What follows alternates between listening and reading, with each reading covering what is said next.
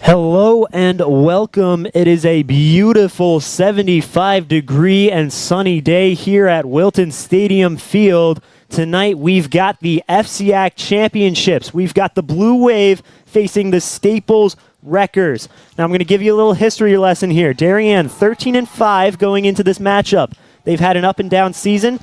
Took some hard losses to Chaminade, St. Anthony's, Fairfield Prep, Brunswick, and perhaps most notably New Canaan back in April. However, the Blue Wave have been on a kick recently, winning their last 6 games. You also can't forget to mention the Darien and Staples matchup in early April, with Darien winning 7-4. Now, much like Darien, the Staples season has had its roller coaster moments. Their FCIAC losses include Darien, New Canaan, and 2 overtime thrillers with Wilton and Ridgefield. That being said, they've whipped up a storm in the FCIAC playoffs, crushing Wilton 9-1 and taking down the Rams on Tuesday, a team highly favored to win. Staples enters this championship a fast, talented, and highly competitive team. So I'm Ryan Dahlquist bringing you the action today. Alongside me, I've got Will Jennings and PJ Neville. And we'll start with you, Will. You were there for the semifinals this past Tuesday. For the Blue Wave, they took down Ridgefield in a 9-8 thriller. What did you see in that matchup?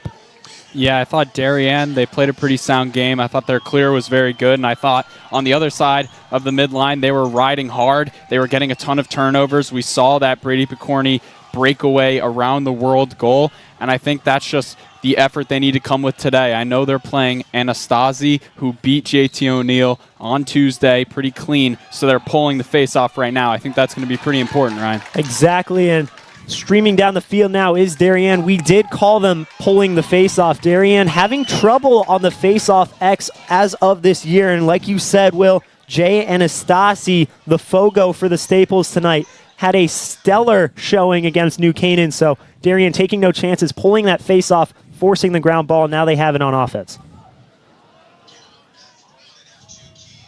Now it's Briggs McGuckin fighting towards the inside, running through check, shooting off the mark, chased by Picorni.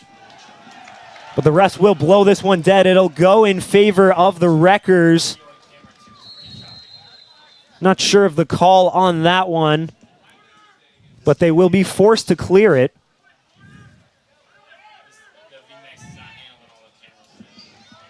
And that ball fumbled towards the midline, kept in by McGuckin, scooped up by the likes of Connor Lane, and Darien is gifted with another offensive possession. So a hard ride from the Blue Wave, and they've got it back. McGuckin dishes it to Barnett. It's Picorni now on the wing. Picorni dodging to his left. Quick double by the Wreckers, and an open shot look from Caesar just wide of the net. Yeah, and watch out for that Caleb Smith on Brady Picorni matchup tonight. Smith shut down Doster Kroll for that entire New Canaan game just 2 days ago. And, you know, he's committed to play at UConn for football next year, but definitely a very talented lacrosse player. And, you know, he's going to be a guy that Picorni's going to have a tough night with tonight. So no shortage of athletes on this field as Rupenstein dishes it back to Picorni. Picorni steps in just wide, backed up by Barnett. So Darien able to maintain this possession now as Barnett and Picorni will look for the 2-man at X. Yeah, this 2-man game at X, Ryan, this is something they do so well. We saw Porter Barnett in the Ridgefield game dodge by himself a lot, but today trying to... And the shot by Barnett, it'll draw a foul. So that was Rupenstein on the original one with the step-down fireball. Saved by number 44. I don't have him on my sheet. Josh Marcus. That is Josh Marcus. Apologies. We didn't get to touch on that, Ryan, but today's goalie matchup is just out of this world. You got Carter Hagan on one end, the Loyola Maryland commit, and then on the other end, you have Josh Marcus, the UNC commit, probably the 2 best goalies in the FCIAC currently, and it's just going to be a defensive battle from start to finish. Yeah, both these goalies standing up to the pressure in the semis. As Darien with a man up here, looking to work this one around. Now, they have worked their magic on the man up this year. They love forcing it inside, but that ball just swallowed up by the Staples defense. Yeah, and this Staples clear, it's going to be tough. They did a very good job against a very aggressive New Canaan ride on Tuesday.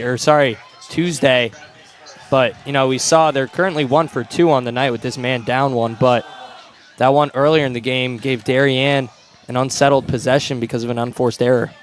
Yeah, both these teams so transition heavy, that ride and clear game, something they work on in practice almost constantly. And, of course, both these teams love to push that ball fast and hard. So making sure you get a quick clear or a hard ride on the opposition is crucial.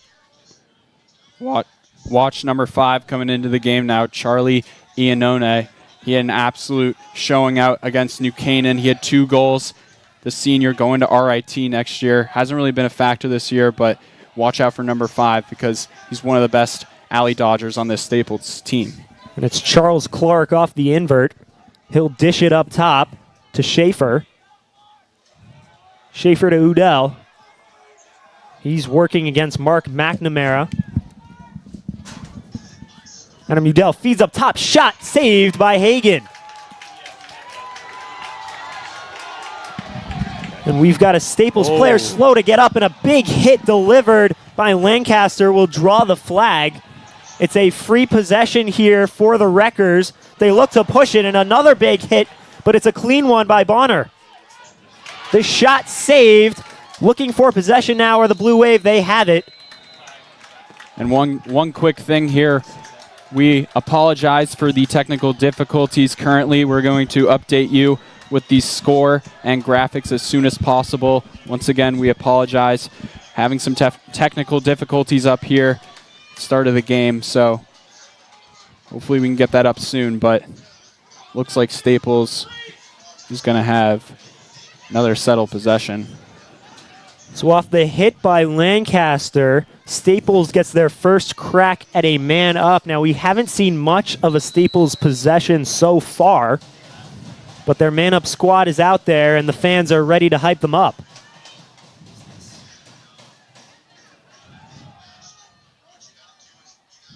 They'll work it behind X. It's Udell looking for passes inside, can't get anywhere. Moves it up top. That ball fired and scored. Tristan Schaefer with the electric step down, time and room, rips it in the top right corner. Yeah, that's Tristan Schaefer, the Colgate commit, and he's going to do that to you if you let him get his hands free. He's the best offensive midfielder on this team. A lot of their scoring comes from the attack, but Tristan Schaefer is their best midfielder, and you definitely cannot leave him alone from there because, you know, more often than not, he's going to sting a corner, he's going to sting a pipe. Yeah, Schaefer, I mean, he's really had to take a step up this season, especially with the injury to Ben Burmeister, their Notre Dame commit. So, you know, it's been tough for Schaefer, but he's definitely stepped up to the challenge, taking on a lot of the time the LSM matchup. And the fight for the ground ball off the face-off, that was Cisco Salado. He won that one, but it's recovered by the Blue Wave, so they get a crack at the offense here. Dodging now is Elliot Lancaster. Moves it over to Barnett. Barnett looking to redodge off the 2-pass. Taking top side. Good defense applied as here goes McGuckin. Dodging top side. Darien loves that wing dodge. We've seen it all season. And now it's Rupenstein at X. Looking around, firing. Just off the mark. It's going to be a race for it, and it will go in favor of the Wreckers. Hustle play by Max Murillo, the D-Midi. Yeah, and you can see kind of the environment just coming into play here. Staples, what really led them to that big start against New Canaan was, you know, just the cheers from the fans and from, you know, the players on the bench, and we're seeing that here today. A lot of the influence coming from the sideline. Yeah, the Westport Staples sideline coming to play out here. Don't know if you can see them in the back frame of the camera as a timeout's taken here with just 6:30 to go, but almost makes me want to be on the field. Now, Jennings, you talked to me a little bit before about some keys to this game. Let's have you elaborate on that. Yeah, so, watching that game on Tuesday, really both games, we have some keys here, and it's that Darien has to slow down the Staples transition. That's the first thing. If they're going to win this game, they have to slow down the transition. And then the next thing, they got to force them to play more settled possessions, because if you get Staples settled down a little bit, it's a lot easier to control your defense, get those rotations, and kind of stop them from going north-south, make them spread out a little bit. And then, of course, playing a goalie like Josh Marcus, you got to have a good ride. You got to steal extra possessions because Marcus is going to make some dynamic saves. He's going to have some highlight reel moments, and that's really, our keys to the game for Darien. Certainly a back and forth match prescribed out here for your FCIAC championships. Both these teams, they have the athletes, they have the coaches, they have the potential to go all the way. And then, of course, you cannot forget about Adam Udell, forcing him into uncomfortable situations, not allowing him to get a clear dodging lane. That's so crucial for Darien today. We saw Udell pick apart that New Canaan defense on Tuesday, and he's, without Burmeister, he's really their number one option. He feeds for almost all of their goals. So the Wreckers will now have an offensive possession. Looking to invert here, that's Charles Clark. He'll move it up top. Charlie Iannone moves it to Udell. One of the players to watch tonight, as per Will Jennings, as Udell working on McNamara. Can't quite get anywhere, and the strip by McNamara. And here goes Lancaster streaming down the field for the Blue Wave. Fast break opportunity, dishes over to Barnett. Barnett firing, saved by Marcus. That was a fantastic doorstop save by Marcus. And, Will, you talked about Darien needing to stop Staples in transition, but, it's the same thing the other way. Staples, they've got a very talented offense, but when they're in that ride, they tend to lose guys around the midline.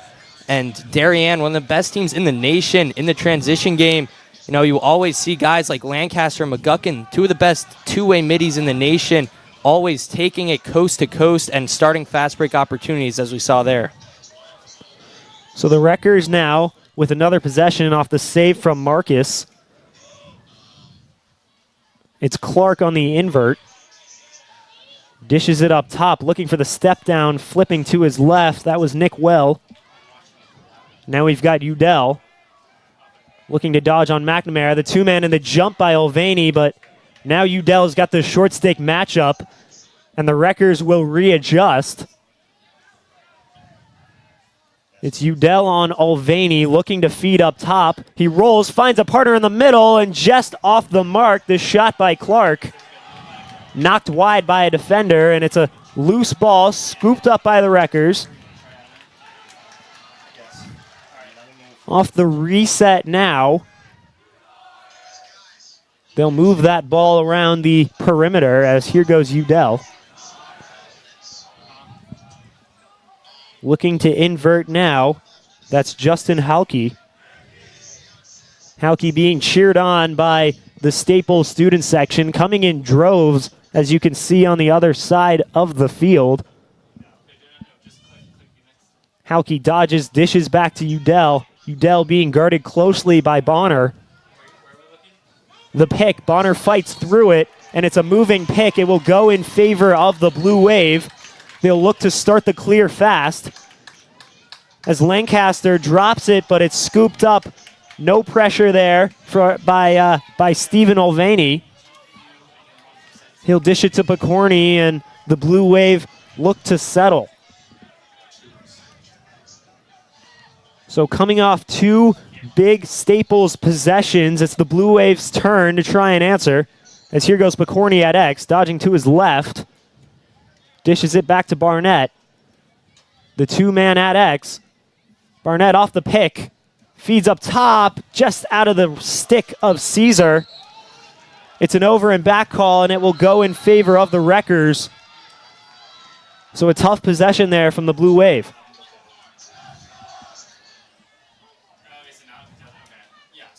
That ball now controlled at X, Cam Pryor. Pryor waiting for his substitutions to come onto the field now.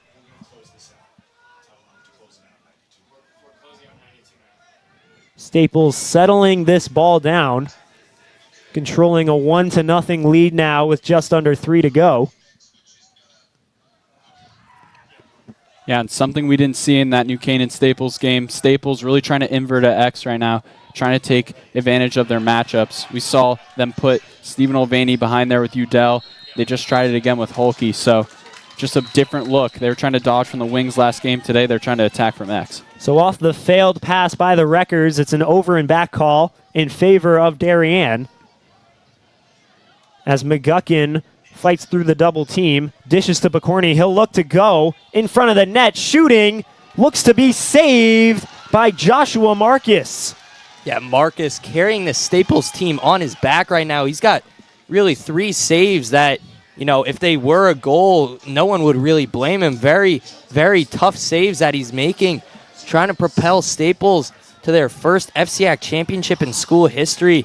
Kind of something that, you know, goes unnoticed. Obviously, this school, you know, 2 straight state championships, and when it comes playoff time, they really do a good job just kind of swarming on the offensive end, getting a lot of goals. And Marcus also, he does a great job stepping up in the clutch, but still no FCIAC championships to this point. Only one FCIAC championship game appearance before this. That one to Darien 3 years ago, in which, you know, Darien won their 19th.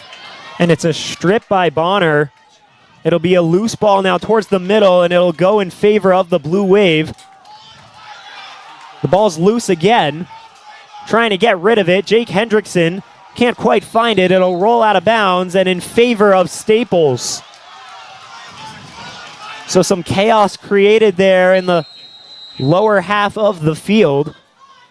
Some angry shouts here from the Darien fan section, as that call somewhat controversial, but going back to what you said, PJ, I think no one would have batted an eye if Joshua Marcus had let those shots in, but the kid is absolutely having a night out here for the Wreckers. He's been a brick wall so far, and with the first quarter ticking down, Darien with nothing to show for it.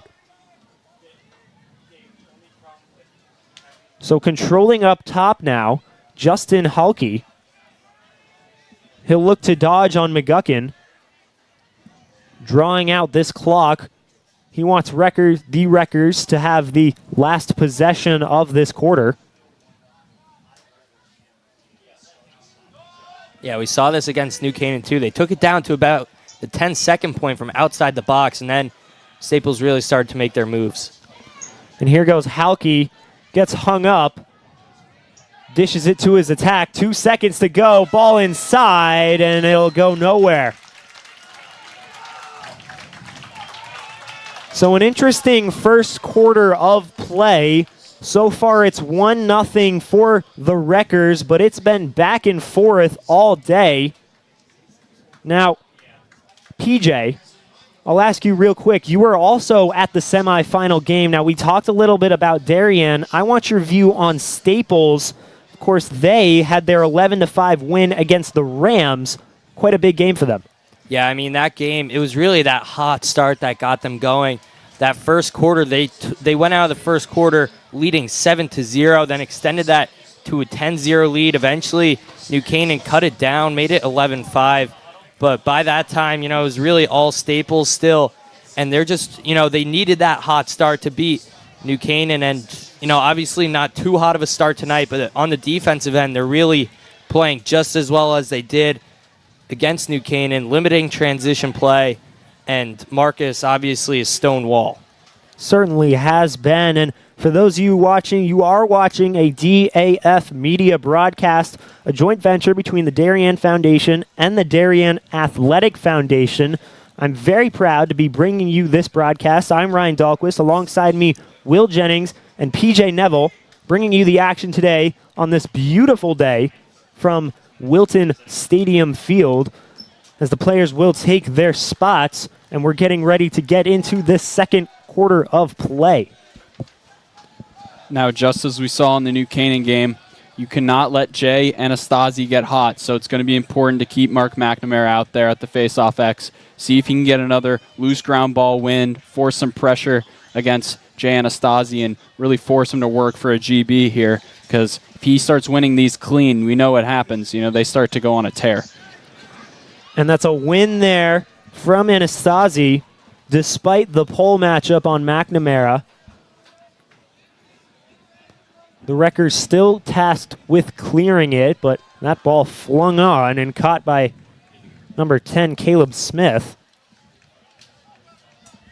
So a big win there for the Wreckers, as the faceoff has gone in favor of the Blue Wave, somewhat surprisingly in that first quarter.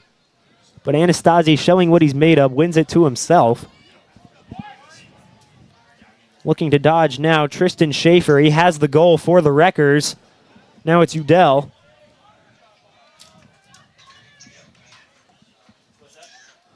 Udell works it over to Iannone.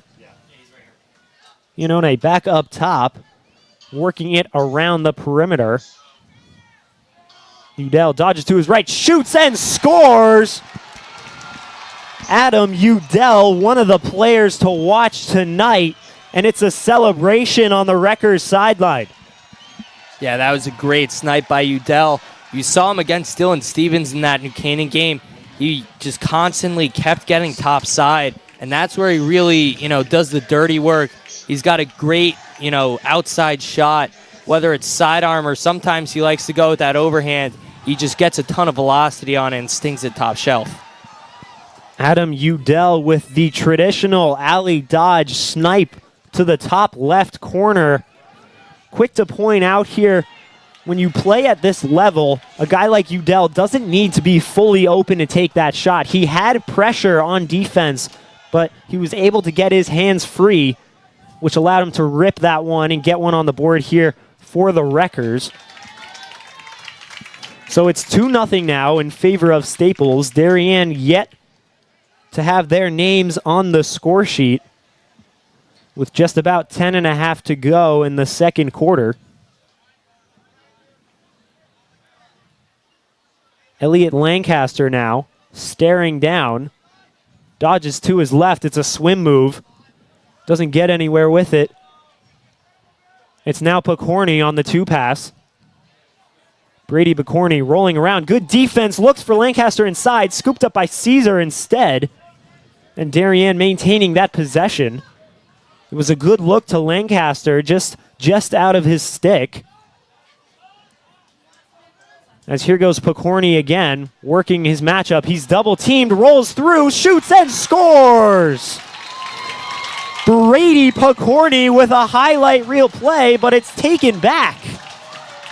I was just going to say that's something he does so well, is just splitting those double teams. He's able to skinny through two defenders there. We saw it against Ridgefield on the around the world goal, but unfortunately looks like they called a crease violation, so he's not going to get that one. A crease violation indeed. Disappointment here on the Darien sideline. It was quite the celebration, as the Staples Wreckers are now gifted another possession. But that ball just over the head. It'll go in favor of the Blue Wave, the over and back. Looking off the quick restart, Ryan Thurlow dishes it inside to Picorni. Loose ball. Picorni trips up. No call. The refs will stop play to discuss. I believe this ball will go in favor of Darien off the trip. Yeah, I think Picorni didn't have possession there. No one really did, so that's kind of just a push from behind without possession, and it's just you kind of get the possession, no flag, no man up.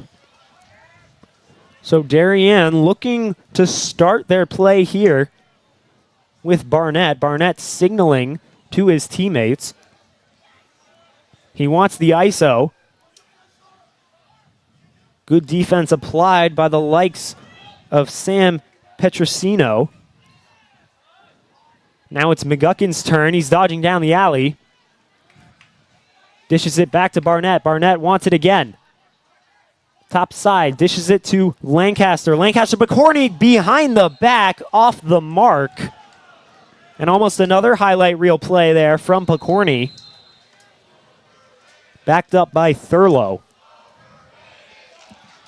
And here goes Ryan Thurlow, launching one just over the crossbar. Backed up by McGuckin. You know, one thing you have to commend and recognize from Darien today is their chase ability, the possession shots they're taking. They're taking a lot of smart possession shots. They know they have Porter Barnett back there, speedy guy. He's going to be able to win the chase almost every time. So Darien really doing a good job of valuing their possessions right now. Certainly, as when you are playing a defense like Staples, it's important to take those A, and when you say A- level shots where you have backup, because if you don't, a team like this will get a transition. As Picorni loses that one, it'll now go in favor of the Wreckers. Yeah, and that was an outstanding clear by the freshman Max Hill. I mean, he just did a great job there, somehow keeping the ball in his stick. It reminded me of Lancaster in that New Canaan game on that one, magical clear where somehow or another he made it past the midline with the ball with like 4 or 5 New Canaan guys swarming him. So at X now, Charles Clark, guarded by his number buddy, Elliot Lancaster.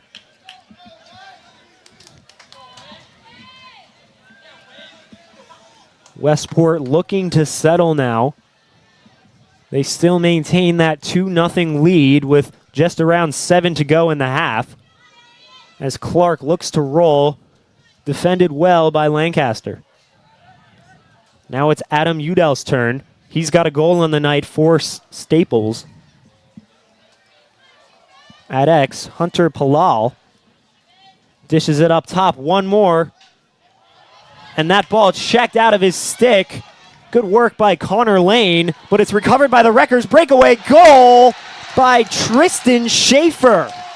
Yeah, that was an outstanding way to just capitalize on the unsettled situation by Schaefer. I don't know what was happening there. I think Cam Pryor kind of hesitated on the pass, dropped it on the ground, then the ball was just loose. Schaefer was able to find it behind the whole pile, and Staples had a 2-on-1, and he decided to take it all the way instead of passing it across to Udell.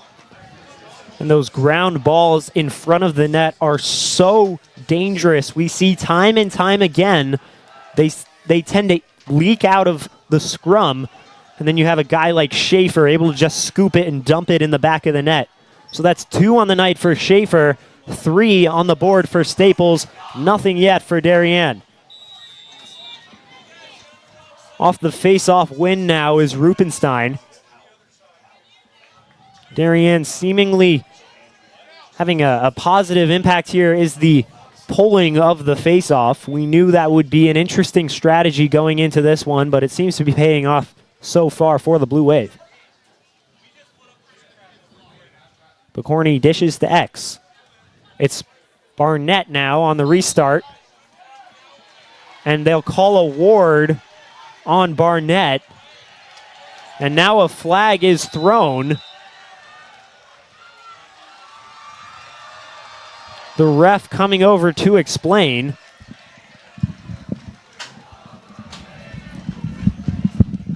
And it's confusion on the side of Darien.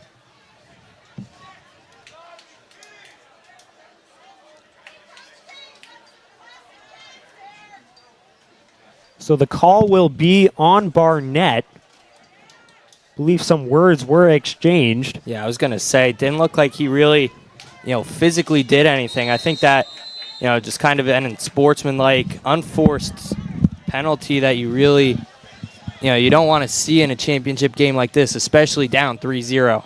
Again, we are still experiencing technical difficulties, so stay with us as Staples was trying to run the hidden ball trick there, but stay with us on DAF Media as we're trying to get it up and running right now, but we are still experiencing technical difficulties here. Oh, man, I hope it doesn't make my voice sound weird, but we'll have to see on the replay.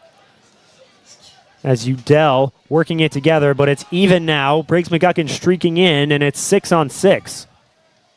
Yeah, great awareness from Halke to just, pull that one out. McGuckin was on his back. I don't think he really noticed. Maybe some good communication from that Staples side. letting him know, because he was winding up to take that shot, and McGuckin was right there with the trail. You know, we have seen that before. The guy streaming in on defense can be a disruptor, but good communication from the Wreckers, it seems, as Ian One looks to invert. He'll redodge, looking to pass. Has few options up top, though. They're looking for him to go. He'll finally take it, working on McGuckin. Dodges to his left, looking to feed. No options upfield. Staples really trying to take advantage of those shorty matchups right now. They're almost abusing the shorty matchups. They've inverted at X whenever there's a shorty back there. So, not able to create so far, but just sticking with it. They're clearly trying to avoid the poles for Darien. They do not want to dodge against the poles, it seems. And the matchup now, Tristan Schaefer working against Olvany. He's got the shorty rolling inside. Good defense. And all of a sudden, the Wreckers have him hung up. At X, that's Udell. Everyone shifts up towards the top of the key.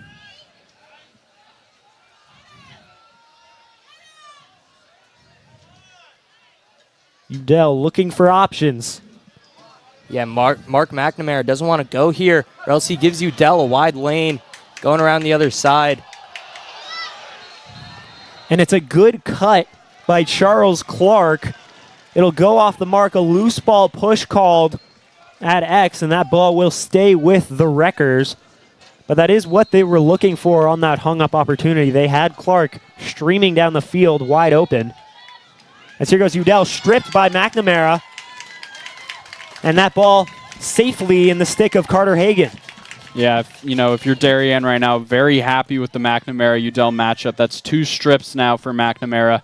Other than that alley dodge goal we saw, McNamara has really been holding Udell to limited offense and hasn't really allowed him to feed either. And the fast break from Darien, shot and goal, Briggs McGuckin.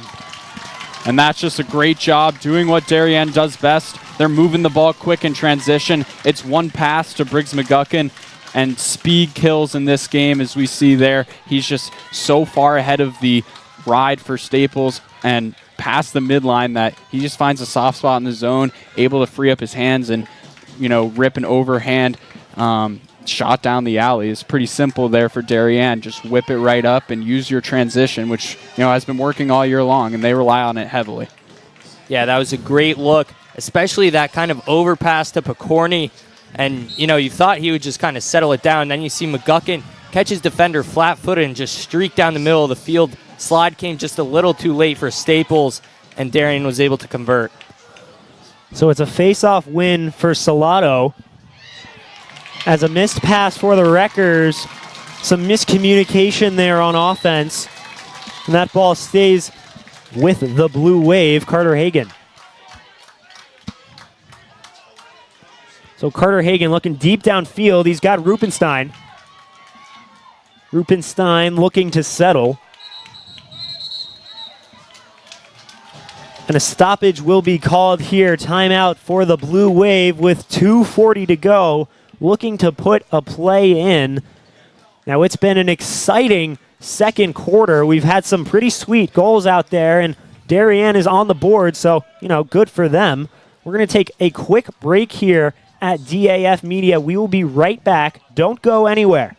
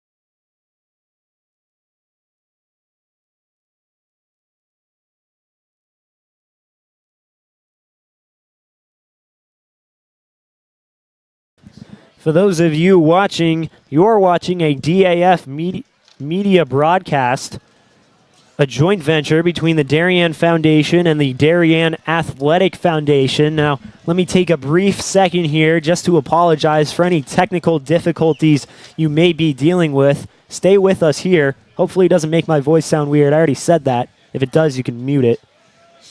As here goes Briggs McGuckin, and Darien will have the first opportunity at a possession off the timeout. With an interesting setup here. Looks like they've got 4 in the line up top, 2 at X. McGuckin dodging down. I haven't seen this set from the Blue Wave so far this year. Looking for off-ball picks up top. Can't get any. They'll dodge it back down with Rupenstein. And usually, Ryan, it's that 300 open umbrella set that they run, but you're right, today, a lot of unfamiliar sets, a lot of unfamiliar plays for Darien, and, you know, hasn't been really working out in their favor thus far. Here goes McGuckin dodging, dishes it down to Rupenstein, back up to Thurlow, and McGuckin on the redodge. They're pushing it with him. The shot from McGuckin saved by Joshua Marcus. So another big save from Marcus and a hard hit delivered by McGuckin. He wanted that ball to stay with the Blue Wave, but it will go in favor of Staples. Yeah, a lot of the Darien fans here not too happy with that one. Obviously, the referee a lot closer to the play. And when the ball got hit out of Hill's stick, it looked like it could have definitely bounced off of a Blue Wave player, and that's the reason for the call. But I understand why the Darien fans might be a little angry with that one. So Staples now, given a possession, they'll look to run this clock down with just about 1:15 to go.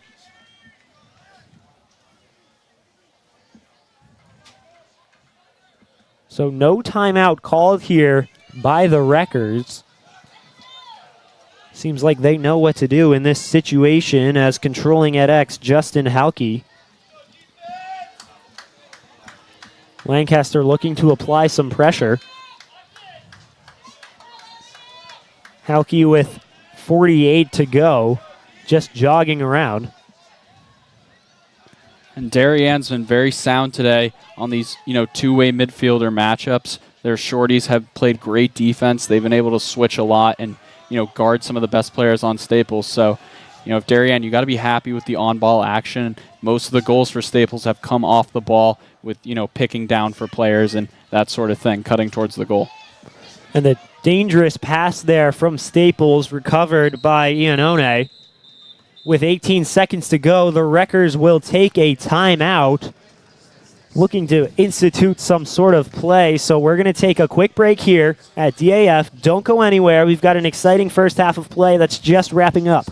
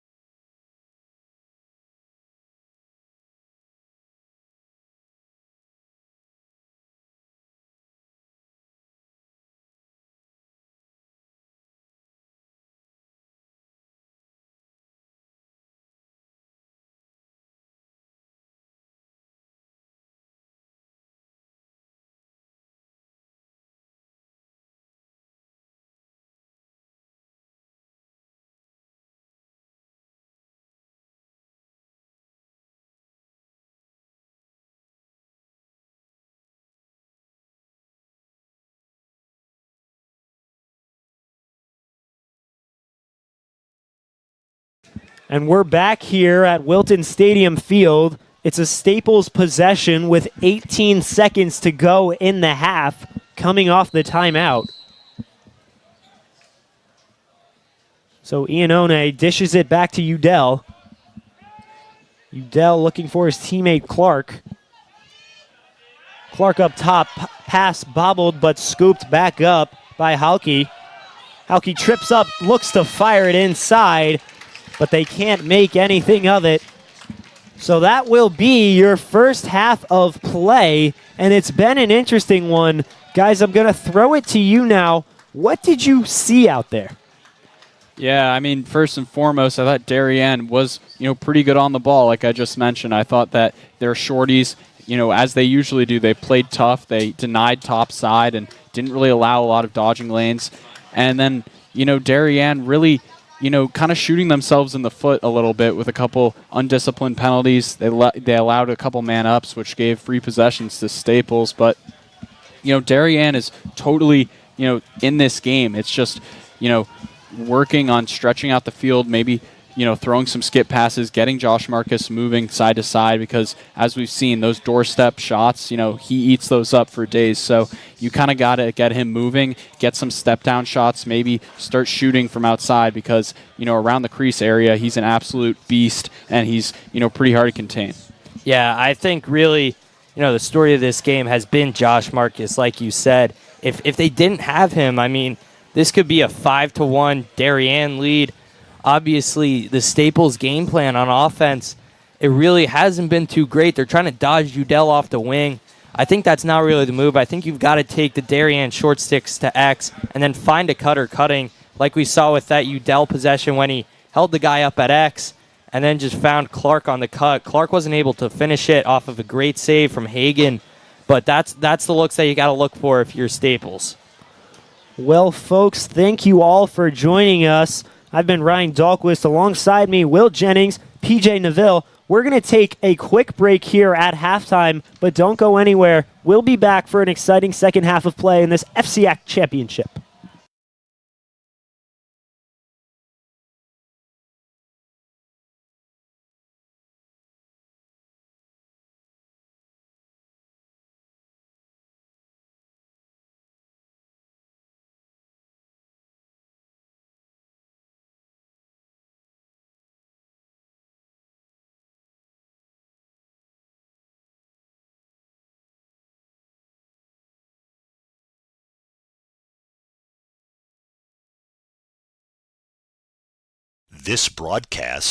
This broadcast is produced by DAF Media, a joint venture between the Darien Foundation and the Darien Athletic Foundation. The production is staffed by student and adult volunteers from the town of Darien and southwestern Connecticut.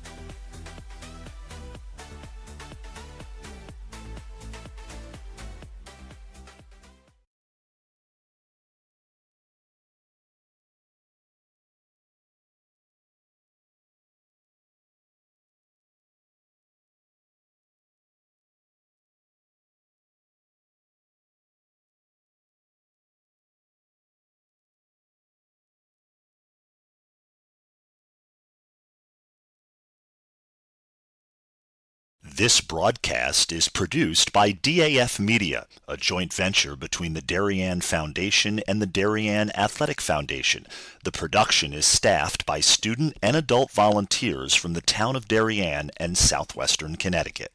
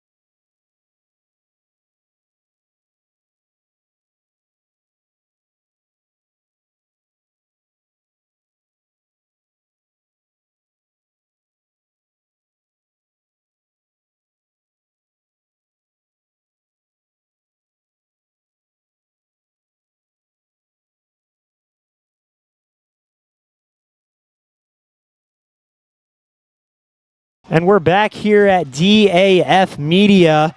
You're watching a DAF Media broadcast, a joint venture between the Darien Foundation and the Darien Athletic Foundation. And we're taking on a quick restart out here off the face-off. It's now Staples' possession. And we're all back. The boys have got some food up here in the press box, so we're quite excited. It's a good game going on out there. It's Staples up 3-1, and if you're just joining us, my name's Ryan Dahlquist. Alongside me, Will Jennings, PJ Neville, bringing you the action on this FCIAC Championship evening. Staples now with the ball up top, looks to throw it inside, but that one with no recipient. It'll be in favor of the Blue Wave. Now it's Elliot Lancaster on the slow clear. Looks to sprint it up. It's a fast break shot down by the Wreckers, and a flag has flown. Looks to be a delayed slash penalty on Staples, so a free possession here from the Blue Wave. I think actually it's an offsides. We've got only 2 attackmen for Staples and 7 on the defensive end. Yeah, you can't do that. You're exactly right, PJ Neville. It is an offsides call for the Wreckers. They've got an extra man on defense, and he's not supposed to be there. So a stand there from Murillo as Lancaster looks to dodge, swimming in, shooting, and off the side of the net. It almost, excuse me, it almost feels like Darien's forcing that, wing dodge right now. I know they love that pair set, 2 on the wing, 2 on the wing, and 2 at X, but it feels like right now it's just not working, and that, pick play they run for Porter Barnett where he's sweeping across the top of the field hasn't been there all game. So look for Darien to try and get something going on this man up, and, definitely going to be a different set because you can't dodge, with that, 6-5 differential. Certainly, Jennings, and they love that wing dodge here at Darien, but Staples has done a great job of shutting them down so far. But a big man-up opportunity here for the Blue Wave, and a goal would go a long way. So they'll dish it around, look for that backside cut by Picorni, but he's picked up. Good communication on defense. Darien loves to move it around the perimeter, but they always keep their head up looking inside. So far, no opportunity as streaming down the field is the extra Staples defender, and all of a sudden it's even play. Picorni with the shovel shot off the mark, backed up by Darien. On that man up, I thought we were going to see someone pick down for Picorni, or maybe a C cut open up for Picorni there. They love to feed him around the crease on the man up, but fortunately for Staples, there's not enough time to get that going. So 2-man at X once again for Darien. And that's a shot by Scallon. The time and rumor lefty from up top stings the bottom right corner, and it's 3-2 Staples. Yeah, that was a great, just get a pick across. Scallon came over top side, caught it, and just with the overhand rip, that goes every single time. Yeah, that's one of Darien's, premier sophomores this year. They've got 4 different sophomores that start on this team. Wes Scallon comes in on man-ups. He's done great all season, and, he sticks around for that possession. They get it settled. He gets that step-down look, and he's able to put it away in a big moment. It's huge for the momentum for the Wave. Certainly is, as Salato with possession, but he's stripped by McNamara. And Darien able to recover that ball. Yeah, and that's one of the big benefits of pulling a wing. Even if Salato, just wins that one out in front, McNamara's got that huge pull to just track him down, and he's getting that every single time. So Darien with the clear. It's now Rupenstein being pressured near the midline. He'll dish it to Lancaster, who will look to settle. And a failure to get the touch in the box, I believe. Or a timeout, actually. It was a timeout called by Darien. But keep in mind, on that clear, you have a specific amount of time to get a touch in the opposing team's box. So that was what Lancaster was doing. He was streaming down, trying to get a touch. Darien looking to take no chances here. Their coaching staff calling that timeout a smart possession timeout there for the Wave with just 8:40 to go in the third quarter. And that'll be the playbook there for the Wave. So it's a big goal by the sophomore Wes Scallon, who brings it back 2-3. It's only one goal separating these two teams. And I'd like to see, coming out of this timeout, does Darien try and, start attacking their shorties for Staples, try and dodge the alley a little bit more, because we haven't really seen that. Darien's got some very lethal midfielders in McGuckin and Rupenstein who have really good alley dodges. They're able to, get north-south and attack, and really good shots on the run. So I expect Darien to start, initiating from the top of the box and maybe start get things going in the midfield, because that's really where their scoring has come from this season. Yeah. I think you're exactly right there, Jennings. I've seen this all season. They have traditional north-south dodgers with the likes of Rupenstein, Lancaster, McGuckin. So I think that top of the box start with an alley dodge straight north-south, just traditional, by-the-book lacrosse, is something that heavily favors this Darien team. Yeah, but I think also you've got to just look at that Staples side. Staples has been sliding early all game long. So if you're dodging north-south down the alley from X, wherever you may be, you've got to be looking up with your eyes up on the field the whole time, looking for a pass for the guy who's sliding. And a great point there, PJ. These coaches like to hammer into their players. Dodge with your head up. Look for that two pass. Look for that open player on the field, because as you were saying, this Staples team does love to slide early and double team. As here goes Lancaster, streaming across and firing. The offside hit bouncer posing in front of the fan section. Elliot Lancaster gets his name on the score sheet. And that's exactly what we said coming out of the break, Ryan. They're finally able to dodge north-south. We saw Morgan Rupenstein do a great job of just clearing through for Elliot Lancaster, giving him a clear lane to dodge. And that's that, that's the dodge that Darien loved so much, just that sweep across the top of the box, get his hands free, and allow him to get the bouncer off. It's his favorite shot, and it works quite often for Lancaster. Yeah, Darien already with 2 goals. Not even 4 minutes into this second half. They only had 1 in the first half, so definitely something that was said in the halftime locker room, getting the offense going. And a big ground ball won there by the Darien attack. They've had the success off the face-off by pulling it with McNamara and forcing that ground ball. And it's another possession gifted here to the Blue Wave. So Lancaster looks to settle now. We're tied up at 3. Darien climbing up from a 3-goal differential. As Picorni feeds inside, Barnett on the finish. And it's tic-tac-toe for the Darien Blue Wave offense.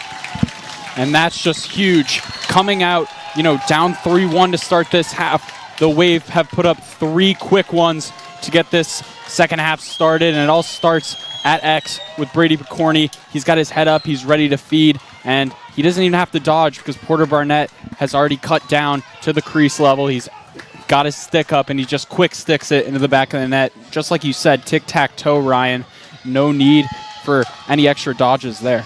Yeah, that was exactly what I was talking about earlier. Petrosino slid really early, and that allowed for Barnett to have a quick cut straight to the goal, and Picorni was able to find him. So the goal by Darien gives them their first lead of this game. Now 4-3 with just about 7 to go. And Staples looking to recover. They haven't had a chance for a real possession here yet in this second half. But off the face-off win, they'll have their first look at it. It's Pryor now. Throws it up top. Looking to take it is Halke. Halke dishes it over to Iannone. He was a big name in their matchup versus New Canaan. And that pass just fumbled out of the stick of Westport. And now it's time for the Darien transition. So Elliot Lancaster with yet another clearance. He's hit in the helmet. Flag throws, but he scores anyway. And that's Transition Lancaster for the Wave. That's his nickname on this team, and he's just a one-man clear, Ryan. We've seen him do it all year. PJ mentioned it earlier against New Canaan where he beat 4 guys at the midline. This kid just hustles. I mean, he's got speed, he's got size, and that was just all Elliot Lancaster right there. Draws the foul, check to the head, and then finishes the job at the doorstep. And that's just a one-man wrecking crew. Nothing else to be said. Yeah, that seemed like a nearly impossible shot. I mean, you know, you talk about your stick having eyes, right? It looked like Lancaster's stick was virtually on goal line extended. Somehow or another, he rips it overhand and gets it over the shoulder of Marcus. Now, we find ourselves in a bit of an interesting situation here, guys. As you can see, the refs are all talking. They're talking with the Westport coach. They called it a good goal, but the issue is Lancaster was hit in the helmet. His helmet seemingly came up a little bit off his head. His chin strap was definitely off, and you can't play without a helmet. So no stoppage was called. Now they're going to give him the goal anyway. I think that's just like an and one in basketball, Ryan. I think fighting through the contact there's not enough time to, stop the play. But I do agree with you. His helmet, definitely came off a little bit. Yeah, and in most situations, when they throw that flag, it's not a stoppage in play. But if it poses a threat to the player, like in Lancaster's case, having his helmet off, they try and stop that play right away. So the refs conversing with each other, conversing with Coach Kashansky for the Wreckers, but they are going to rule it a good goal here in favor of the Blue Wave. And that's something that, on that goal from Lancaster, he's usually going to take it to the cage in transition, and he just did it right there. But, most times you're told to just throw a couple extra passes, get the defense to slide early. But right there, Lancaster just does it himself and gives, this bench a huge shout. Certainly an aura of excitement on that Darien bench. You can hear it in the fans. As sprinting over the line, trying to maintain control, Ryan Skoynick. And the refs call a stoppage. It's a timeout in favor of the Wreckers, a possession timeout. And guys, Darien has just turned into a new team coming out of halftime. Yeah, and I think it starts with the ground balls, Ryan. I wanted to mention this earlier, but Darien in the first half, a ton of ground ball opportunities, and they just didn't play ball man that well, and they weren't able to box out, and they weren't able to get their sticks on loose balls. But this quarter, they're coming out with a different energy, they're coming out with a different tenacity, and they're playing those ground balls a lot harder. You're seeing them start to win, start to work their transition offense, and they're even though they heavily rely on their transition offense, they're able to start winning ground balls, which really frees up possessions and allows them to get to work in unsettled or settled situations. Yeah, and I think, just for Staples, this timeout obviously kept the possession for them, stopped some Blue Wave momentum, but also it's a great opportunity for Coach Kashansky to drop a play for his squad, get some offense going, and get a goal, get him right back in this one. Yeah, momentum certainly having shifted from the Wreckers. It now lies with the Blue Wave, but it's a big possession here for Westport. For those of you watching, you are watching a DAF Media broadcast. It's a joint venture between the Darien Foundation and the Darien Athletic Foundation. I'm glad to be bringing you this one. I'm Ryan Dahlquist. Alongside me, Will Jennings, PJ Neville, ready to get into this one, and it'll start off with a double team. So Udell off the play, but it seems as an obvious offsides, and it will be called there by the referees. So the play drawn up by the Wreckers doesn't quite go to plan.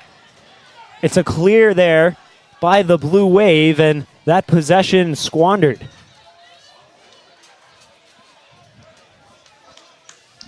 So now it's Morgan Rupenstein looking to settle with just about 5:30 to go in the half. Rupenstein dodges down the alley, rolls off the slide.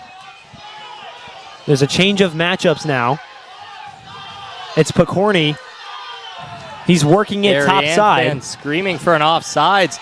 There's 6 Staples defenders with a penalty on. Referees still haven't called anything. Finally, the flag flies. And that flag certainly flying as here's Picorni around the world. Scooped up by the Wreckers. You know, and I think the other thing we forgot to mention is just, you know, how big that pulling the faceoff has been for Darien. It's really just started this second half for them almost perfectly with winning, you know, 3 faceoffs in a row, basically winning every faceoff this game. It's been, you know, a different type of game for Darien. You know, this year they've really struggled at the X, and Mark McNamara has really just taken every single faceoff, won every single faceoff, and allowed Darien to control basically, you know, 70% of possession. So it's been a huge turnaround for Darien. You know, their struggles this year have really come from not winning faceoffs, and the fact that they've just decided to stick with Mark McNamara and really ride him this game has really just changed the course of, you know, how Darien's able to play and transition and then settled as well. Certainly the faceoff has been a struggle for Darien on the year where we've seen that firsthand. But McNamara coming in strong for the Blue Wave tonight, and as you said, just giving this team an opportunity. When you let a team like Darien or even a team like Staples or any of these teams in the FCIAC, when you let them get hot, it's hard to cool them down. So Darien having the opportunity to put some goals on the board, and now they're given another offensive, this time a man-up possession, certainly looking and feeling in favor of the Blue Wave. That being said, a team like Staples, you never know when they can get hot. They did it in the first quarter. They did it really in the first half. And my prediction here, guys, is that this game's going to go late into the fourth quarter. It's going to be a battle, and I'm nothing but excited for it. Yeah, this already feels, you know, this already has the makings of an all-time classic sort of game. I mean, the 2 defenses have been spectacular today, and the goalie battle, I mean, there's just no words to describe how good these guys really are between the pipes. So I completely agree with you, Ryan. I think this one's going to be a dogfight all the way to the final minute. So some boos from the crowd here off the late restart. We've got 3 referees crowded around Coach Kashansky of the Staples Wreckers. Some miscommunication happening here, and the fans certainly anxious to get things started. Now, this has been a tightly reffed match so far. I have to say they've let them play without letting them go too far, but these refs having to explain themselves to this Staples sideline. Now they're explaining themselves to the Darien coach. Certainly a lot of explaining happening.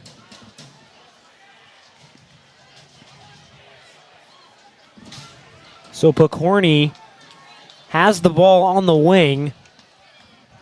Looks as though we are finally about to get underway. Brady Picorni up top. It's a new set here on the man up. Darien with 2 players on the crease. Looking to cause some chaos and confusion in there. Now they get into their original set. McGuckin carrying across. Picorni back to McGuckin. Step down. Save Marcus. Outstanding save by Marcus. He was able to get that stick up just in the nick of time and save that one. Now Staples has to go on the clear, man down, which is basically an even man clear. Very, very tough to do. So Schaefer gets cornered towards the sideline, stripped and then hit. This play blown dead by the referee. No flag on the play. And that's the second time we've seen Briggs McGuckin just lay the boomstick this game. We saw it once in the corner, you know, kind of at the end line in the first half, and then right there just trying to force his man out of bounds, trying to get the possession back for Darien. But, you know, riding past the midline there, it was an all-out attack from the Darien defenders as they pretty much swarmed Tristan Schaefer. Yeah, I think one thing we haven't mentioned really so far is the physicality of this matchup. We've seen hits delivered from both sides. Neither of these teams really willing to back down, and it's just been a battle between a lot of these guys out here. So they'll call it a loose ball push. It'll still be 6-on-6, so no flag on the play, but possession lies with the Wreckers. They'll start it with Charles Clark on the wing, working against Rupenstein. Yeah, and this is an interesting matchup here. Clark and attackman being defended by a short stick. Obviously, Iannone and Schaefer, two of the top middies really in the whole state. So Darien wants to put 2 pulls on them and then a shorty on the younger, inexperienced Charlie Clark. So the scouting report seeming to pay off here for Blue Wave as that pass bobbled, scooped up by Hendrickson, and he's streaming down for the fast break. Hendrickson looks to shoot, fires just wide, backed up by Barnett. And one thing we've had no lack of this year are the pole goals on this Darien team. These guys are not afraid to let it fly as Hendrickson rips one and it's just wide. Now it's Rupenstein and a good check there on defense, but it's recovered by the Blue Wave. It was pressure applied by Shane Sandrew as that ball is scored. Ryan Thurlow. Ryan Thurlow, indeed, the sophomore. And he's been the man for this Darien attack, stepping up in place of Max McBride for the playoffs. Really all year we've seen, little bits of Ryan Thurlow in the lineup, and he's been just spectacular. One of the best up-and-coming sophomores for this Darien team, and that's another sophomore getting their name on the board tonight. First it was Scallon, there it was Thurlow, in a bit of an unsettled situation where he just kind of snuck behind the defense. But, what can you say? Guys stepping up, in a lot of injuries. The Wave just dealing with a constant amount of injuries, and Ryan Thurlow, another guy who just steps up and makes a huge play in a big moment. So the goal by Thurlow puts Darien up 6-3, and they've got another face-off win.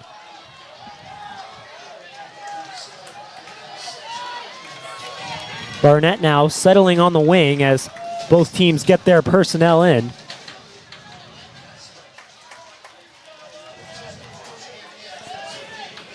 Lancaster slow to jog towards the midline. He had a brilliant clear, and he's had a good game so far. Darien short a player on offense. I don't think the coaches realize they've only got 5 out there. They still need another short stick to get in on offense. They certainly do. It looks as though they've started to notice.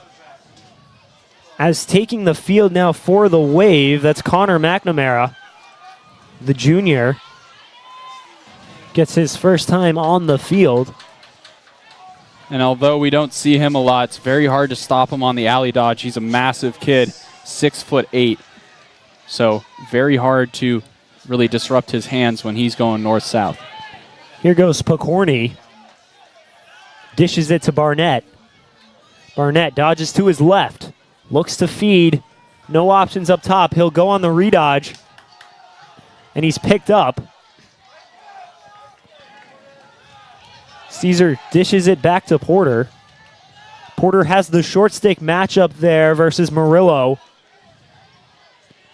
And this is something you definitely don't want to see if you're Staples right now. Porter Barnett has been great in his shorty matchups this year. We saw it when they played Wilton. He had about 4 different goals just from shorty matchups. And right here, he's definitely going to isolate Max Murillo behind the goal because, he's a talented dodger, and it's a matchup you don't want to see if you're Staples. So it's an interesting play here from Staples. They've shifted to a zone up above the net. They have trained for these situations, as Barnett will almost certainly look to dodge here. With 45 to go, hard defense from Murillo. Barnett hangs on to it. Barnett looking to get shifty. He finds his way around Murillo, but he's got defensemen waiting for him. So it's Pokorny on the redodge, and good communication and a great play by the Staples defense as that ball, thrown just a bit too high, rolls out of bounds. Yeah, Darien went a little too early there, giving Staples 23 seconds on the restart to get a little quick transition break of their own and maybe a quick goal if they must. So the Wreckers will throw it down to Schaefer. He's got 2 on the night. Schaefer, heavy defense from Will Bonner, stripped, no flag on the play. They'll throw it down towards the offense, and that ball will roll off towards the middle of the field. Horn blows, and quite the third quarter of play. It's been all Blue Wave in this second half. Nothing in the second half in terms of score-wise for the Wreckers. Darien coming up from a 3-2 deficit, makes it 6-3. So before we go on break, guys, I just want to get a little insight here. What's going right for the Blue Wave, and what can the Staples Wreckers team do to try and compensate? Yeah, I think for Darien right now, a lot of the first half was just them dodging to feed, kind of hesitant to dodge those pulls for Staples. And this half, it's been a lot of, alley dodges, a lot of north-south activity, as we talked about early in the quarter. And it's, allowed them to draw a ton of flags. They've been playing tough, and they've allowed themselves to get on the man up and just spread out the defense, start, getting touches on the perimeter. And it's really opened up things for the Wave this quarter as they, in the first half, they're a little bit undisciplined, but here they start, get back to their game, start drawing penalties again, and really was just a possession quarter for the Wave. Yeah, I think Staples really, it's the opposite of that. They really only had one kind of established possession where they wound up just throwing the ball away. So definitely in need of, just any offense, settling it down, getting some dodges from up top or from behind, whether it's a guy like Schaefer, Udell. You've got to get the ball in their stick and got to settle it down. I think Darien just dodging to score, especially, Staples does that so well, which is just dodging to score. I think Darien doing that this third quarter is kind of what separated them and, allowed them to get out in front in this big league. So it's 6-3 in favor of the Blue Wave. You're watching a DAF Media broadcast. It's a joint venture between the Darien Foundation and the Darien Athletic Foundation. We're glad to be bringing you the action tonight from Wilton Stadium Field. As another face-off, that ball trickles out. Scooped up by the Wreckers, but a hit delivered by McGuckin. That's another one. That's his third hit of the night. And the refs call it a clean hit. That ball rolling out of bounds in favor of the Wreckers, but quite the physical matchup tonight. We've had hits on both sides, and guys are just getting pancaked out here on the field. So Murillo gets the touch, and now it's Schaefer working on Bonner. Bonner with the Rusty Gate check. It'll go in favor of the Blue Wave. So the Rusty Gate from Bonner. I think that's his third D-twig of the night. Just playing out of his mind right now. I think he's won them like 4 or 5 extra possessions just solely in his matchup. I think it's safe to say that there's been defensemen on both of these teams absolutely having a night tonight. We've had a lot of forced turnovers out on this field in a pretty uncustomary low-scoring game from both teams. Yeah, and another kind of delayed offsides here. The Wreckers are offsides right now, so they're going to have a flag as another flag flies. I think that's just for the same thing. But Staples had a miscommunication at the midline, and Darien's going to go man up after this possession. And that's just killer out here for the Wreckers, those kinds of unforced mistakes in a championship FCIAC game. You're facing another team of some pretty high caliber, and correct me if I'm wrong, I believe this is the third time they've done this. They've been offsides, and Darien certainly looking to take advantage of anything they can get here as Rupenstein looks to invert on the free possession. He'll run it around the wing. Dish it up top to McGuckin. McGuckin off the pick. Looks over to, that was number 6. Ryan Thurlow. Apologies. Got a little mixed up there. As here goes Lancaster. Darien playing this free possession very smart right now. They're milking seconds off the clock, which is just perfect for them. They're not in a rush. They have that man up as soon as the ball is touched by Staples. So Darien playing very methodical right now and with just patience, as they know they have a man up opportunity right after this. And after that third quarter, with Darien maintaining that 3-goal lead, it's become a very different game as the Blue Wave look to stall it here on offense. Picorni on the double team. He has the short stick, but he'll decide to dish it over to Lancaster.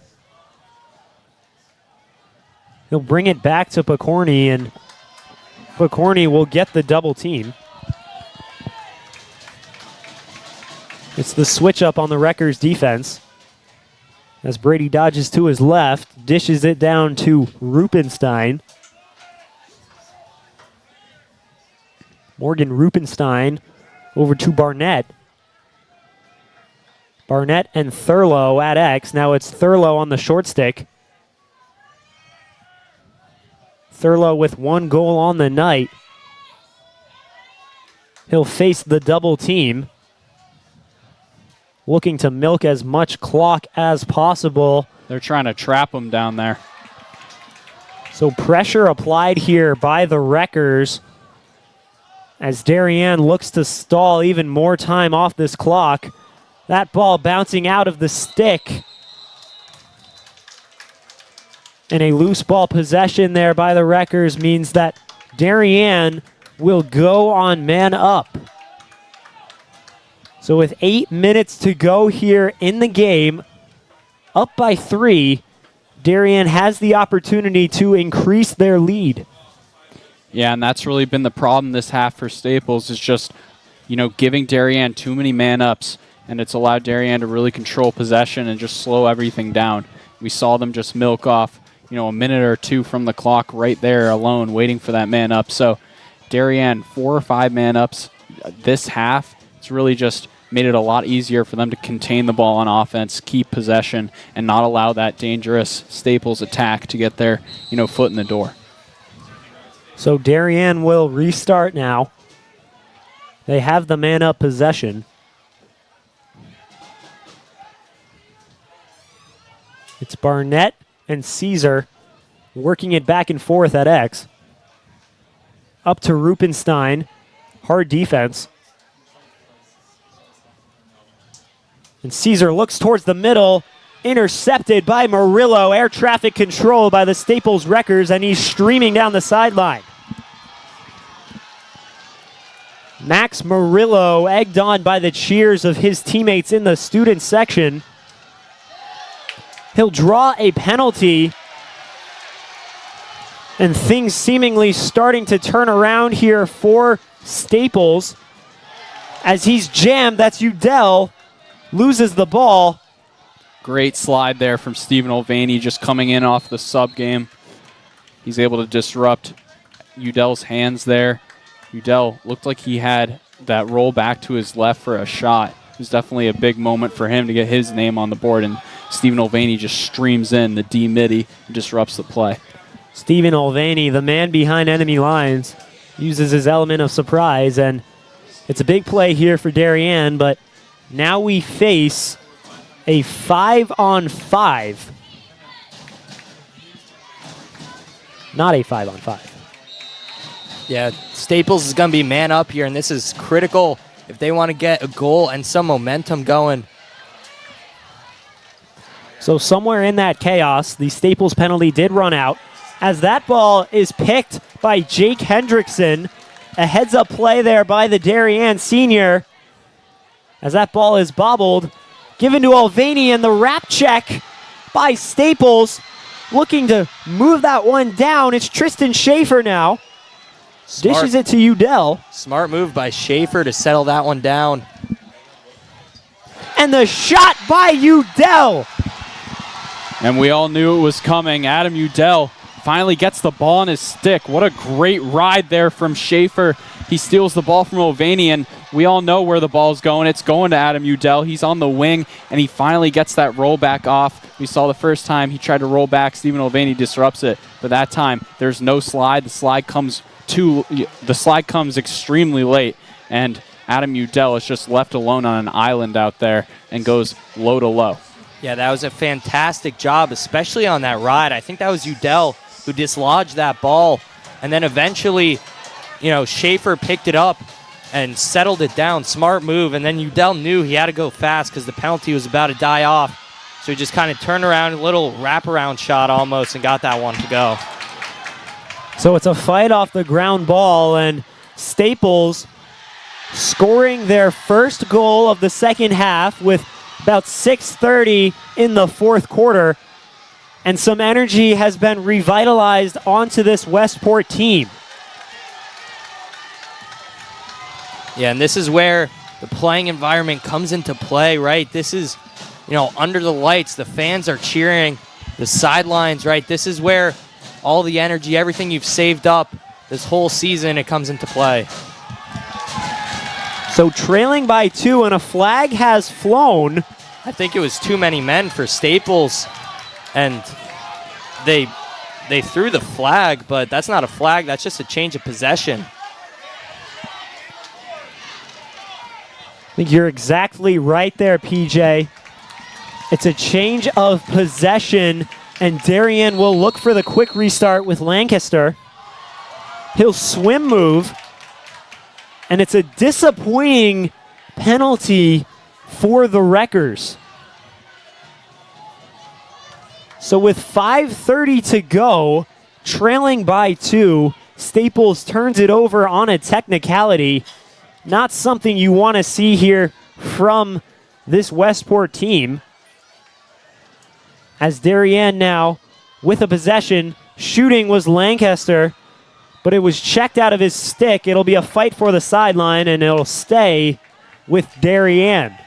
Yeah, that was a great job. I think that was Petrosino who just kind of got his bottom hand off the stick, and Lancaster disrupted the shot to the point that Lancaster just really, it was kind of a muffin, and it didn't even go on cage. So good defense here from the Wreckers, but with under 5 to go, the pressure is on here for Staples to get that ball back. That ball passed inside, behind the back, off the crossbar, recovered by Thurlow. And it's the third almost national highlight reel moment from Brady Picorni on the night. His behind the back snipe pings off the crossbar. And now it's Staples' turn. They'll fling it downfield. And it's recovered in the middle by Caleb Smith. It's a timeout on the field. Possession lies with Westport. And it's absolute chaos out here, with the refs coming in to make sure that play stopped. So in the last 30 seconds, oh my goodness, it was hard to keep up. Yeah, and I'm at a loss for words after seeing that. I mean, the play to just huck the ball up into the offensive zone. I forget who, I think it was a short stick D-mid, kind of just hucking it up. Definitely not the play, but luckily for them, the ground ball kind of got launched right back straight to Caleb Smith, and he was able to settle that one down. Great timeout by Coach Kashansky to get the offense on the field now with 4:24 left to go. And if Staples is able to mount a comeback, I'm sure everyone's going to look back at that Picorni behind the back that went off the crossbar, centimeters away from being, making it a 3-point deficit for Staples, which at this point in the game is very hard to come back from. I think it's safe to say that would have been the goal of the night if Picorni was able to hit that one. It's impressive he got it that accurate, and it certainly had some power to it the way it pinged off, but Staples being gifted a little free miss there, I guess, from Picorni. And now it's their turn to try and get some offense going here. Now keep in mind, I don't know where they had possession last, so they may have to clear it.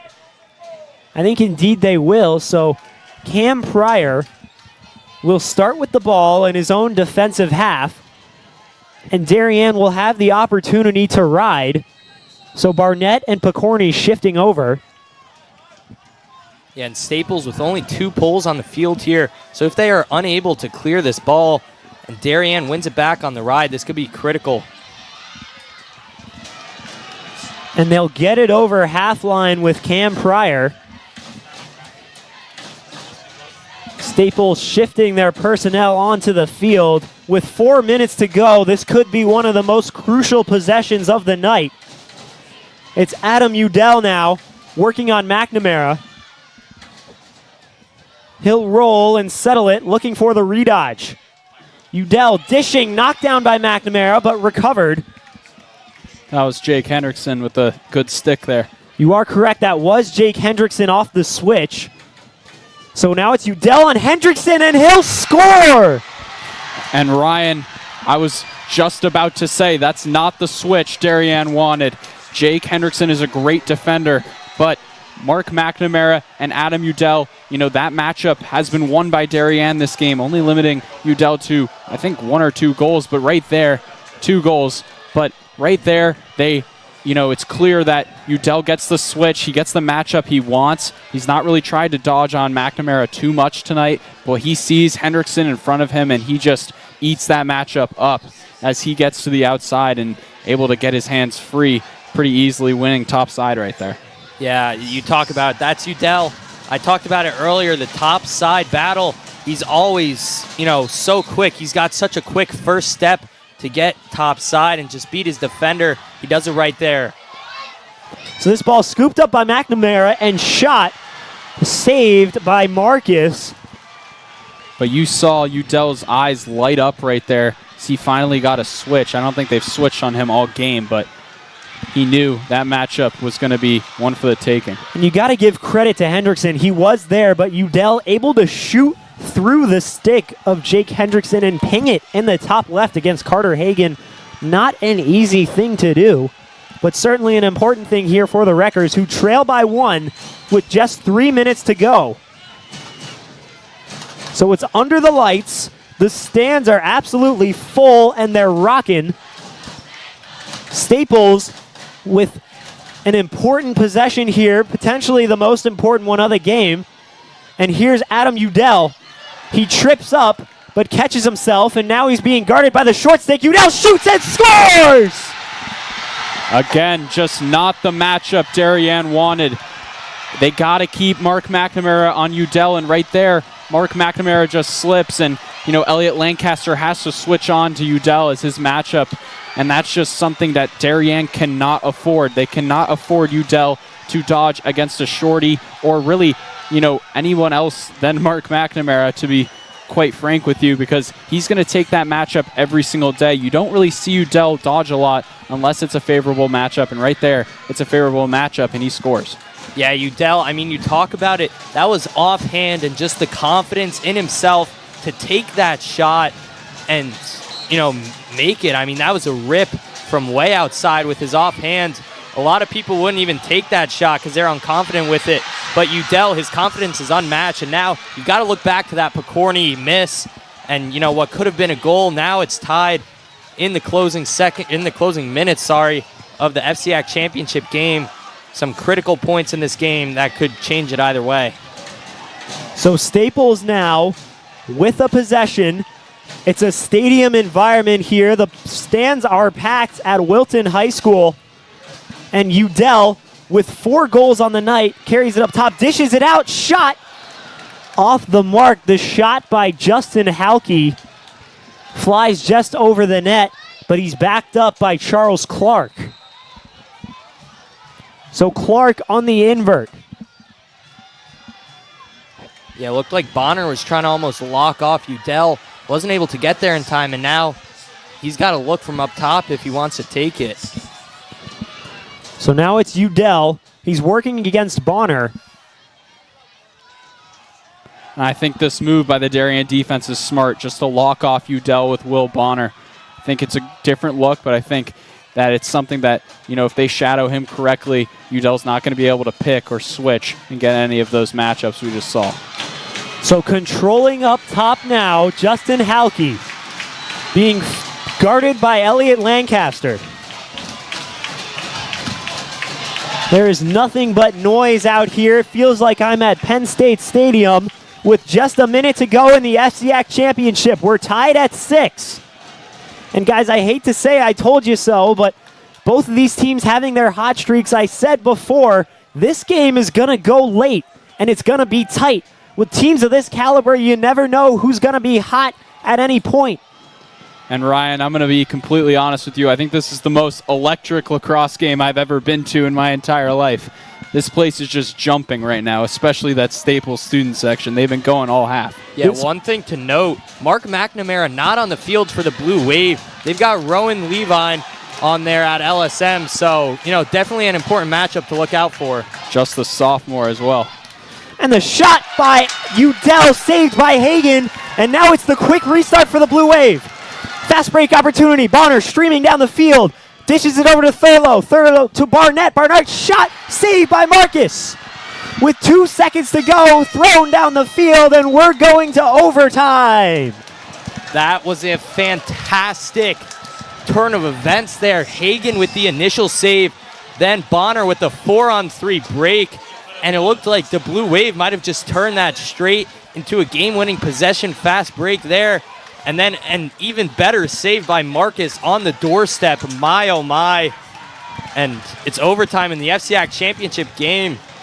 What a huge save by Carter Hagen. And it looked like they had, a clear step-down shot, and Carter Hagen just frames that up perfectly and catches it in the top of his stick, right at the last second, allows Bonner to get free, like you said, and start the fast break. But, this game, like Ryan said, it wasn't going to end in regulation. This game was always going to end in overtime, and we're just minutes away from figuring out who the next FCIAC champion is. And we certainly hoped it would go to overtime selfishly. It's so much more fun to announce a game that's as tight and as electric as this. Everyone on the home side now lining the fence. You can see the away side. They got flags up in the student section. They came prepared. And all of a sudden, we're headed to overtime. It's the FCIAC Championships. This is what kids dream of when they pick up that lacrosse tick for the first time. And Will, you talked about the save by Hagen. How about the save by Joshua Marcus on the other end? This goalie matchup has been absolutely thrilling to watch tonight as the captains head out towards the middle of the field. We'll have ourselves an opening face-off coming soon. Yeah, and this could be record-breaking for either side. Staples, this would be their first FCIAC championship in program history. Again, a feat that somehow or another hasn't been accomplished in, nearly, I think, 50 years, of the whole FCIAC, the whole state, just playoffs, and Darien on the other side fighting for their 20th. So, it's down to the wire here for two teams to break some records. Now it's sudden death here at Wilton Stadium. The first team to score wins. We have 5 minutes in first overtime. And the face-off win by Salado and a timeout called by the Staples Wreckers. I was just about to add that in, Ryan, and a timeout called, the key part of that sentence. They start out with the first possession, and they have the ability to just take this game completely away with that face-off win right there. That was huge for Coach Kashansky and the Wreckers. And it's quick. We should be quick to point out here, Cisco won that face-off on the offensive side for Staples. So they should not have to clear this ball, which is absolutely huge for the Wreckers. Yeah, they can just get a touch in the box, like you said, start their settled situation, get the ball around, get their touches, and really, do whatever they want with this possession, as, they made a great call with the timeout and have really freed themselves up to win this game and take home the chip. Yeah, and, Coach Kashansky, he's telling his guys, right, there's no time constraint here, so they can take their time with this a little bit, get the looks that they want, right? They've got 4 minutes to conduct some offense if they really want to take all of that. But if you have a good look, you want to take it, right? Every single shot matters in overtime, and especially with some goalies, Carter Hagan, not to kick on him or anything, but he's definitely one of the best guys in the clutch. So it'll be interesting how he comes up here, because no one has ever really played in a situation like this. Now, let me take back what I said before. The Staples Wreckers will have to clear this ball. He's got about 5 feet to go, and it's Udell. He'll take it. Let me throw out a quick disclaimer. I may start yelling very loud, and I will! It's all over. It's lights out at Wilton Stadium Field. Adam Udell with his 5th goal on the night, and it's pure ecstasy for the Staples Wreckers. That was fantastic. That was just quick, right? It caught Darien off guard. The defenders were flat-footed. They didn't think Udell was going to take a shot that quickly, and he just ripped it down the alley offhand. Something that you wouldn't expect. Coach Kashansky, he read Darien like a book there, and the Wreckers are FCIAC champions for the first time in school history. And I am not surprised that, off the quick restart, it's Adam Udell with the ball on his stick. We've talked about it all game. Right there, he just has way too much space from the top of the box. He gets an alley dodge, and that's something that has been so dangerous this game. The ball in, him with his left hand getting that ball off through the alley has just been dangerous this game. And right there, it bites Darien again, and it's the way they go out. And hopefully I didn't break your TV sets, but look at that Staples team. They've just celebrated at their student section. And guys, how about Adam Udell? He's got 5 out of the 7 Staples goals tonight, and he scores an absolutely electric one in overtime, making the Staples Wreckers your FCIAC champions. And that face-off win by Cisco Salato and the timeout was really what set up Staples there to, win that game and take home the championship. I don't think any of these Darien players are going to forget that. Just such a smart move that allowed them to get that possession and score that goal. But a crushing blow for the Wave as, once again, they try and pull the face-off and they're not able to get the ground ball. And it's just too late for the Wave here as, Salato wins it and gives Staples a clear chance to score. Yeah, I don't know what it is about this Staples team, but whenever it gets to playoff time, it seems, the whole team, but really Josh Marcus turns it up to another level. Marcus single-handedly kept this team in it through the first half. There were 5 or 6 saves in just that first half alone that could have easily gone in. No one would have blamed them, but Marcus, probably, I would say if there was an MVP award, it's got to be a co-MVP between him and Udell. Yeah, certainly. And it has been an absolute battle tonight here at Wilton Stadium Field as both teams exchanged handshakes. It went back and forth, left and right. Some of the best lacrosse in the country having been played here tonight. And guys, let me just add, we've got states coming up. And this is the matchup to watch. So for those of you who have stayed with us through this entire broadcast, it's been an absolute pleasure to bring this one to you. I'm Ryan Dahlquist. Alongside me, Will Jennings, PJ Novell. Good night. I hope you have an awesome night. I wouldn't want to be anywhere but here right now, but if you're watching, then hopefully you've had an awesome night and an awesome time watching this game.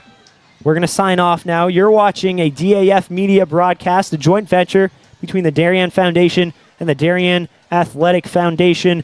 Good night and goodbye, everyone.